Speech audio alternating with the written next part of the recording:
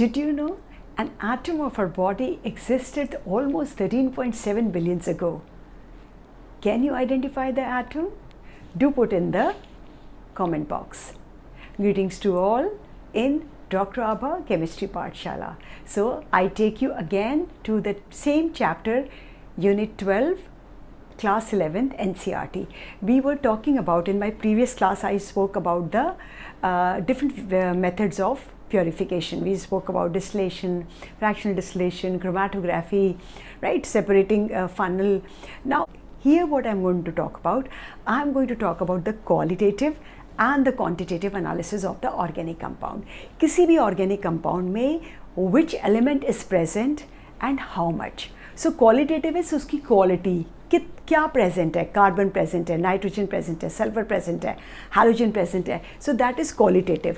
Quantitative is what is the percentage, right? So I will be covering all which is given in NCERT, including carbon, hydrogen, oxygen, halogen, sulfur, nitrogen, but excluding the Zeldal and the Dumas method. Zeldal और Dumas बहुत important है और video बहुत लंबा हो जाएगा. So मैंने next video में Zeldal और उसके नेक्स्ट वीडियो में Dumas ले लेती हूँ और in this class I'm going to cover rest all, right? So we'll be dealing with lot of diagrams and all, so definitely we need a screen for that. So let's straight jump onto the screen. Quantitative analysis of organic compounds. Let me remind you guys, in the previous class I had taken you through qualitative analysis of organic compound, that is किसी भी organic compound में कौन कौन से elements present हैं. Like आपको you remember we had done carbon, hydrogen, nitrogen, then we had done sulfur, halogen, phosphorus, इन सब की हमने presence का पता कराया था कि whether they are present or not, उनके लिए हमने टेस्ट किए थे. Now अब हम करेंगे what is the percentage, what quantity they are present. So that is what we are going to talk about in this class. तो सबसे पहले हम start करते हैं from presence of carbon and hydrogen, right? So सबसे पहले हमारा experiment होगा carbon and hydrogen के detection पे. तो इसमें आप पहले experiment को procedure को अच्छे से समझ लीजिए. हम क्या करते हैं, यहाँ पर एक ध्यान से देखिए, ये एक प्लैटिनम की बोट है. प्लैटिनम की बोट आप इससे लेते हो, प्लैटिनम एक तो नॉन रिएक्टिव होता है, हाई टेम्परेचर पे ऑक्सीडाइज नहीं होगा, बिल्कुल नॉन रिएक्टिव होगा, हाई मेल्टिंग पॉइंट होता है, तो बड़ा सेफ होता है. और इसके अंदर आपने क्या रखा, अपना ऑर्गेनिक कंपाउंड रख दिया, ठीक है. और एक आपकी कंबशन ट्यूब होती है, राइट, जहाँ से आपका प्योर ऑक्सीजन होना चाहिए, उसके अंदर बिल्कुल कार्बन डाइऑक्साइड नहीं होना चाहिए, प्योर ऑक्सीजन, क्योंकि अगर कार्बन डाइऑक्साइड हो जाएगा तो कार्बन की अमाउंट पे फ़र्क पड़ेगा, ठीक है. आपको ऐसा ऑक्सीजन लेना है जिसमें बिल्कुल भी कार्बन डाइऑक्साइड नहीं हो. तो प्योर ऑक्सीजन को जब आप पास कराते हो तो उसके बाद आप एक फर्नेस लेते हैं. यहाँ पर फर्नेस होते हैं जिसमें रोटेशन राउंड सर्कुलर हीटर्स भी लगे होते हैं. और इस फर्नेस में क्या लेते हो आप, कॉपर ऑक्साइड का कोर्स पैडिंग लेते हैं, राइट.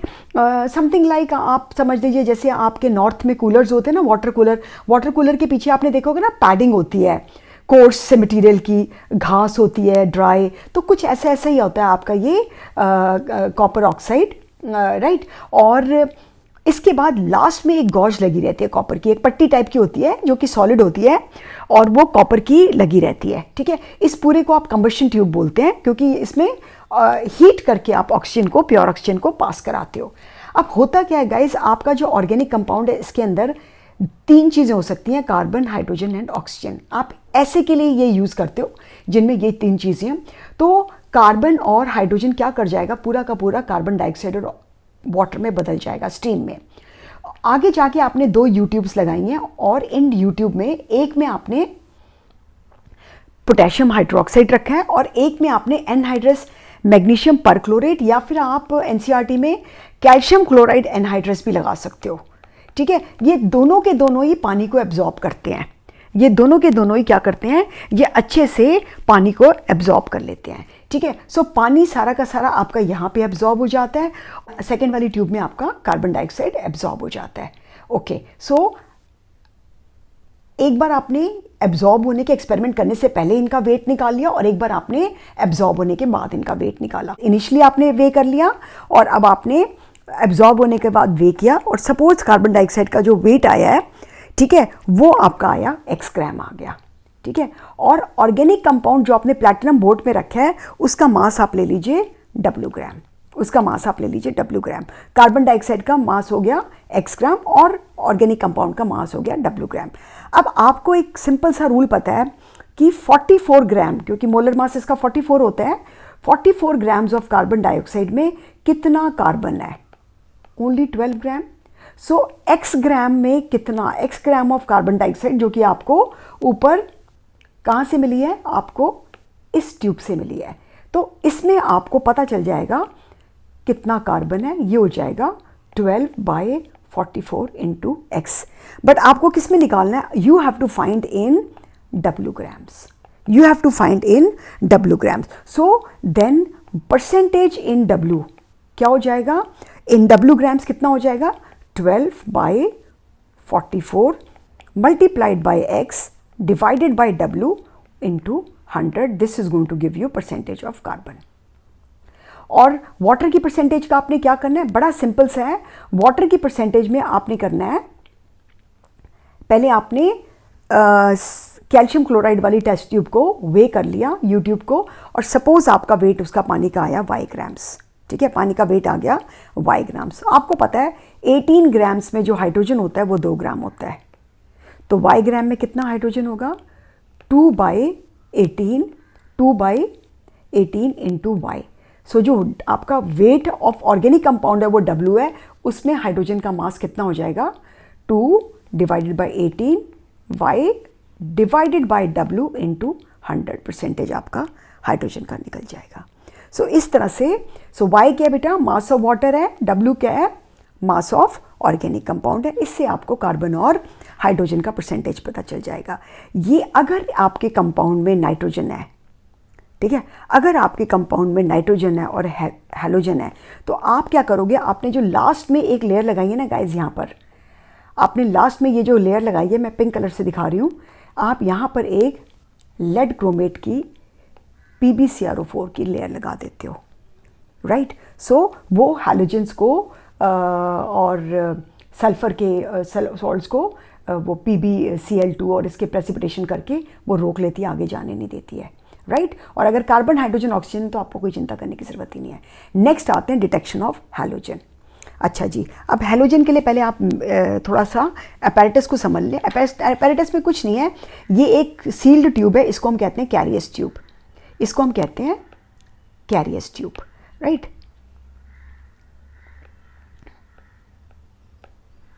और इसके अंदर आप एक छोटी सी इग्निशन ट्यूब डालते हो, ठीक है, एक छोटी सी आपकी इग्निशन ट्यूब होती है जिसके अंदर आप लेते हो ऑर्गेनिक कंपाउंड, ठीक है, इसके अंदर होता है आपका ऑर्गेनिक कंपाउंड और इसका वेट निकाल लेते हो।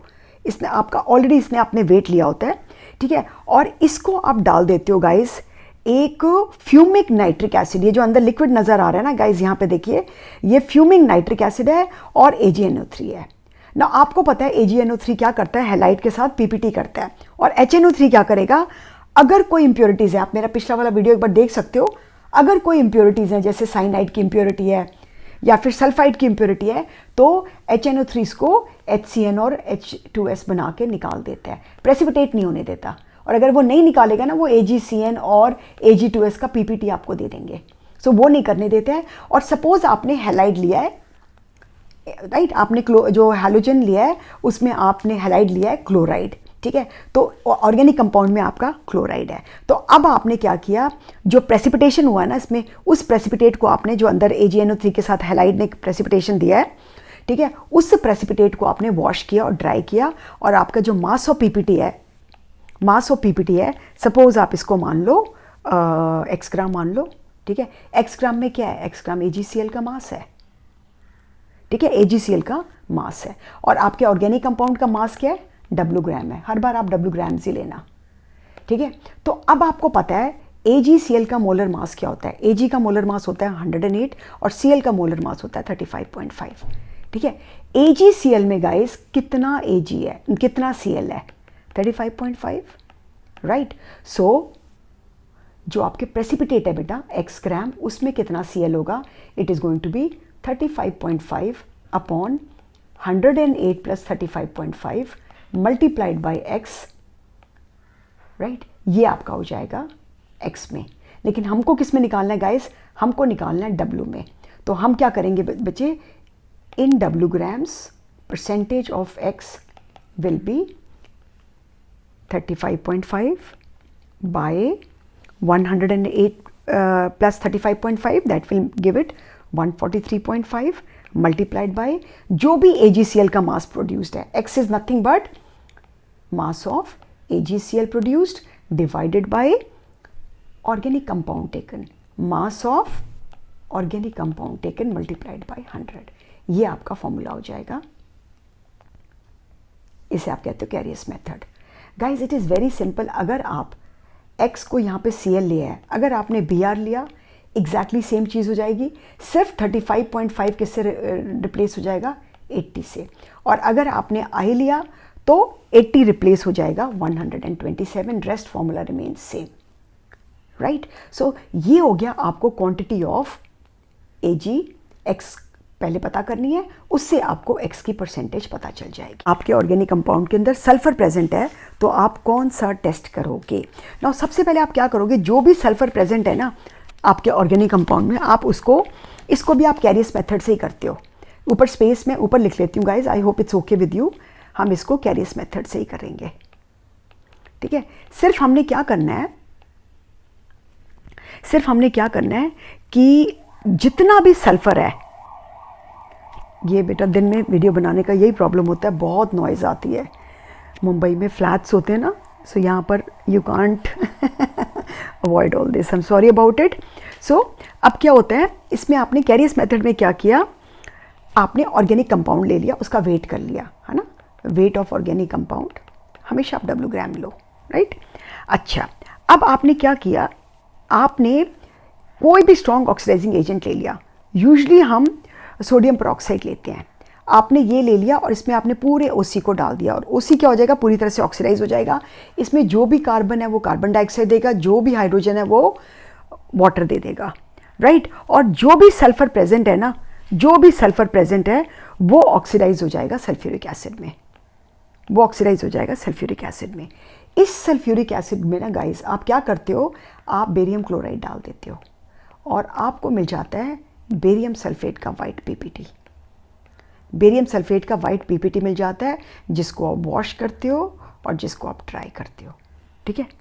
जिसको आप वॉश करते हो और जिसको आप ड्राई करते हो. राइट. और फिर आप क्या करते हो, इस PPT को कलेक्ट कर लेते हो और इसको वेट करते हो. और आप ये एज्यूम करिए weight of barium sulphate PPT अगर आ जाता है आपका X ग्राम ले लेते हैं. ठीक है. अगर इसको हम X ग्राम ले लेते हैं.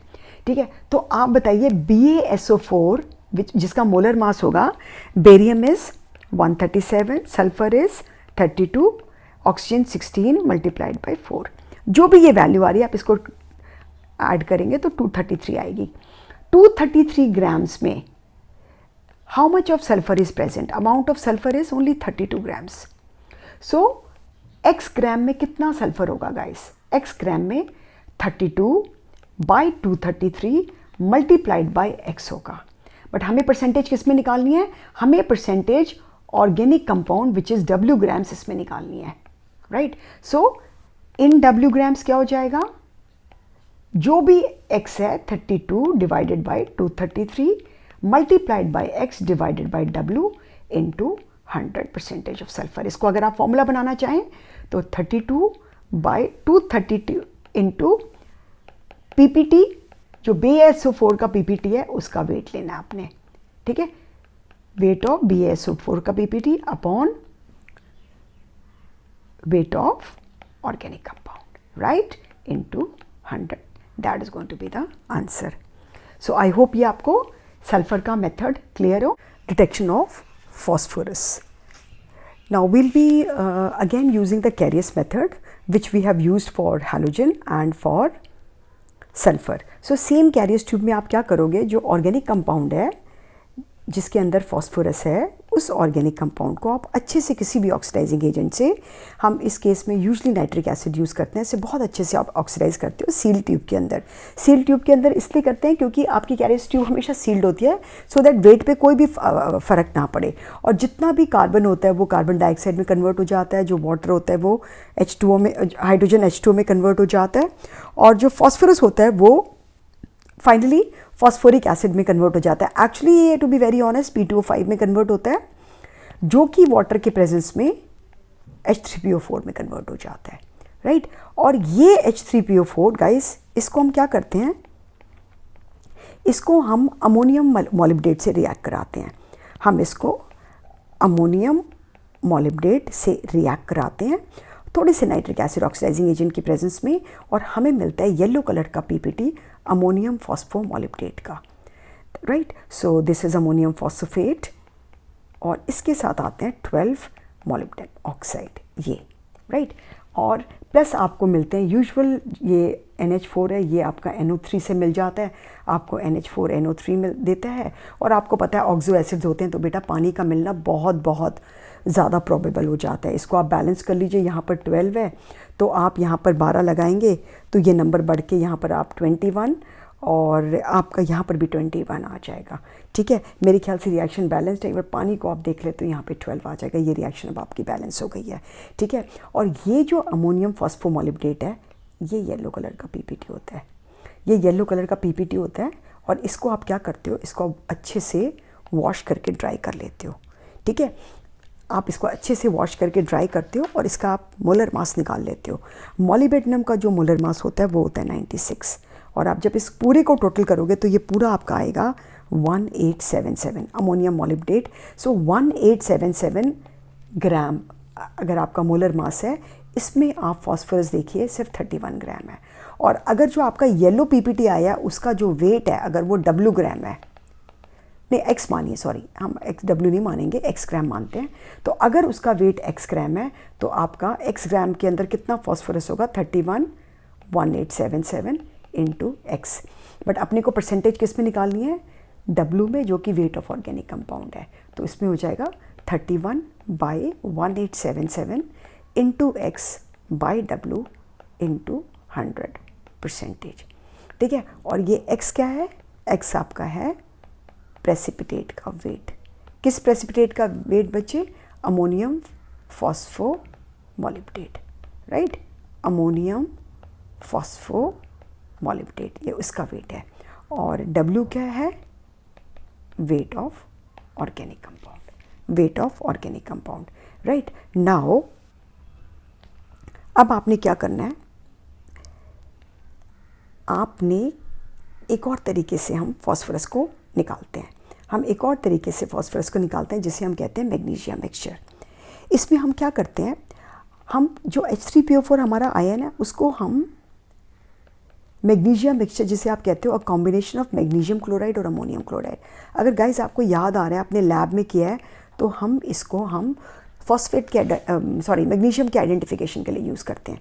जब आप इसको करोगे ना तो आपका आएगा एक डबल सॉल्ट आएगा, मैग्नीशियम अमोनियम फॉस्फेट, ये डबल सॉल्ट आएगा आपका, ठीक है। और इस डबल सॉल्ट को आप, ये भी वाइट कलर का पीपीटी होता है, इसको अगर आप हीट करते हो, ठीक है, इसको वॉश करके ड्राई करके हीट करते हो, तो ये आपको दे देगा, आई थिंक कलर मैं चेंज करूँगी, I tell you why I am changing the colour. ये आपको दे देगा Mg2P2O7, और प्लस देगा आपको ये अमोनिया, और प्लस ये आपको देगा वाटर। और यहाँ पर आपको ये 2 लगाना पड़ेगा इस रिएक्शन के लिए, ठीक है। अच्छा जी, now this magnesium phosphate pyrophosphate, इसका मास जो होगा ये आप निकालते हो X ग्राम, राइट। और आपको पता है इसका मोलर मास अगर आपने निकाला Mg2O7 का, तो ये आपका मोलर मास आता है, मैग्नीशियम का होता है आपका 24, ठीक है, फॉस्फोरस का 31, और ये तीनों का डबल करके अगर आप 24 into 2 31 into 2 24 into 2 plus 31 into 2 into 7 into 16, इसको आप टोटल करोगे तो ये आ जाएगा 222 ग्राम्स, ठीक है। सो 222 grams of PPT magnesium, sorry, of Mg2P2O7। इसमें कितना P है, इसमें P है 2 इंटू 31। सो बेटा X ग्राम में कितना होगा, इट इज़ 62/222 इंटू x और W में कितना होगा 62/222 इंटू x क्या है weight of Mg2P2O7 divided bye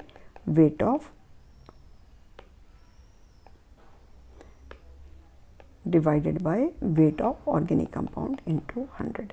ये आपका सेकेंड मेथड है to find out percentage of phosphorus, percentage of oxygen. So इसका एक बड़ा सिंपल तरीका है, आप 100 माइनस ऑल रेस्ट जो भी आपने निकाला है halogen, carbon, hydrogen, nitrogen, sulphur, which ever is present, आप उससे भी कर सकते हो, right. But this is definitely going to be a very tedious way, so हम इसको डायरेक्टली निकालते हैं। So what we will do, we will find out the direct method. Let us do the direct method. In the direct method, you take the organic compound and you strongly heat it. You strongly heat it. और आपको क्या मिल जाता है, आपको oxygen मिलता है और आपको बाकी गैशियस कंपाउंड्स मिलते हैं, ठीक है। जो भी उसके बाकी होते हैं, कार्बन हुआ, ऑक्सीजन हुआ, आपको बाकी गैशियस कंपाउंड्स मिलते हैं। तो जो भी आपने ऑक्सीजन लिया ना, इसको आपने कोक के साथ, एक्सेस ऑफ कोक के साथ इस तरह से हीट किया कि सारा का सारा कार्बन मोनोऑक्साइड में कन्वर्ट हो जाए। इसको बैलेंस कर लेते हैं, यहाँ पर 2 लिख लिया, राइट। और ये जो कार्बन मोनोऑक्साइड है ना, इसको आप रिएक्ट कराते हो I2O5 से, जिसकी क्वांटिटी आप मेजर कर सकते हो।